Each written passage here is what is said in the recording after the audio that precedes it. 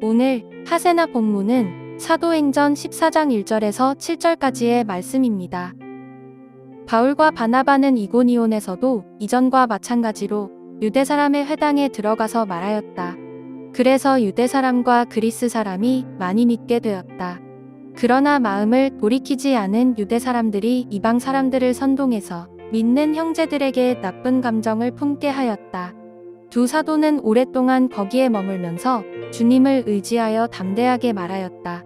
주님께서는 그들의 손으로 표징과 놀라운 일을 행하게 하셔서 그들이 전하는 은혜의 말씀을 확증하여 주셨다. 그 도시 사람들은 두 편으로 나뉘어서 더러는 유대 사람의 편을 들고 더러는 사도의 편을 들었다. 그런데 이방 사람들과 유대 사람들이 그들의 관원들과 합세해서 바울과 바나바를 모욕하고 돌로 쳐 죽이려고 했다. 사도들은 그것을 알고 루가오니아 지방에 있는 두 도시 루스드라와 더베와 그 근방으로 피하였다. 그들은 거기에서도 줄곧 복음을 전하였다. 반갑습니다, 성도 여러분. 오늘 본문은 바울과 바나바가 이고니온 지역에서 선교를 하는 내용입니다. 바울의 1차 선교 여정은 바나바의 고향인 구브로에서 시작합니다. 구브로는 지중해에 떠 있는 섬인데요. 두 사도는 구브로 선교에서 고생을 참 많이 합니다. 기본적으로 선 사람들은 좀 거칠죠. 그래도 하나님의 은혜로 구브로 선교를 잘 마치고 육지로 나왔는데요. 육지에서도 만만치가 않습니다. 비시디아 안디옥을 거쳐서 이고니온 루스드라까지 어느 곳도 쉬운 곳이 없었습니다. 이런 바울의 1차 선교여행의 중요한 특징 한 가지가 있습니다. 그것은 바나바와 바울의 선교의 대상자가 유대인이었다라는 것입니다. 오늘 본문에도 보면 바울은 유대인의 회당에 들어가서 복음을 선포합니다. 그것은 비시디아 안디옥도 마찬가지입니다. 바울과 바나바는 구약으로부터 예언한 메시아를 전하기를 원했습니다. 그 복된 소식의 1차 대상자는 바로 유대인이었습니다. 하지만 바울이 전하는 복음을 가장 격렬하게 반대했던 대상도 유대인이었습니다. 바나바와 바울은 유대인에게 복음을 전하기를 원했지만 유대인에게 가장 격렬한 반대를 당합니다. 이고니온에서 유대인들은 이방인들을 격동시켜서 악한 감정을 품게 만듭니다. 그뿐만 아니라 오늘 보면 5절에는 돌로 쳐 죽이려고 했습니다. 바울 선교의 중요한 특징 중에 한 가지는 바로 바울과 바나바의 뜻대로 선교가 진행되지 않았다는 것입니다. 바울과 바나바는 자신들이 전하는 복음이 이방인들에게 받아들일 것이라고는 생각하지 않았습니다. 이것은 당연하죠.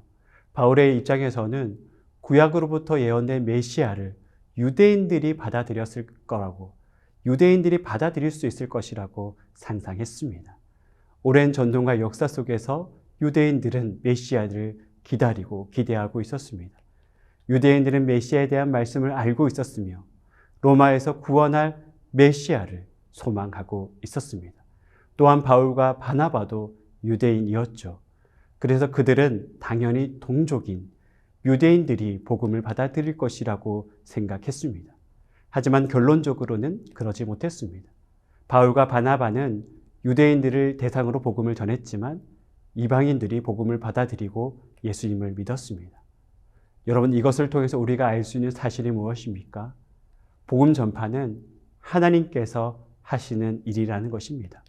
비록 바울과 바나바의 입술로 복음이 선포되지만 그들의 마음의 문을 열게 하시는 것은 하나님이십니다. 그래서 우리가 할 수 있는 일은 씨를 뿌리는 것입니다. 그 씨를 자라게 하는 것은 오직 하나님밖에 없는 것이죠. 어떤 씨가 자라게 할지도 우리가 선택하는 것이 아니라 하나님께서 선택하시는 것입니다. 하지만 잊지 말아야 될 사실이 있습니다. 우리는 계속 씨를 뿌려야 한다는 사실입니다. 오늘 보면 3절에 이렇게 말씀하고 있습니다. 두 사도가 오래 있어 주를 힘입어 담대히 말하니 주께서 그들의 손으로 표적과 기사를 행하게 하여 주사 자기 은혜의 말씀을 증언하시니. 바울은 유대인들이 해방하고 죽이려고 하더라도 담대하게 복음의 말씀을 선포합니다. 어떠한 상황 속에서도 복음을 전하는 사명을 포기하지 않습니다.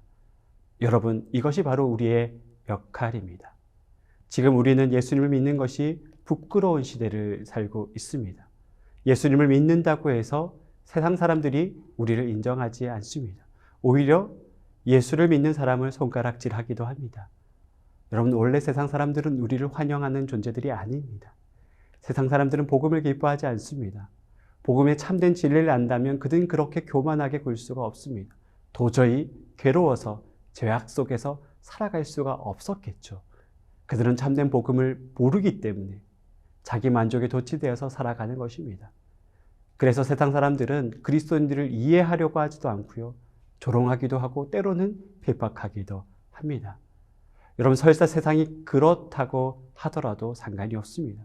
우리의 역할은 복음의 씨를 뿌리는 것이고 복음을 전하는 것입니다. 우리가 세상의 인정을 받고 칭찬을 받으려고 예수를 믿는 것이 아니죠. 우리가 예수를 믿는 이유는 그분이 진정한 메시아고 참된 생명이고 진리이기 때문입니다.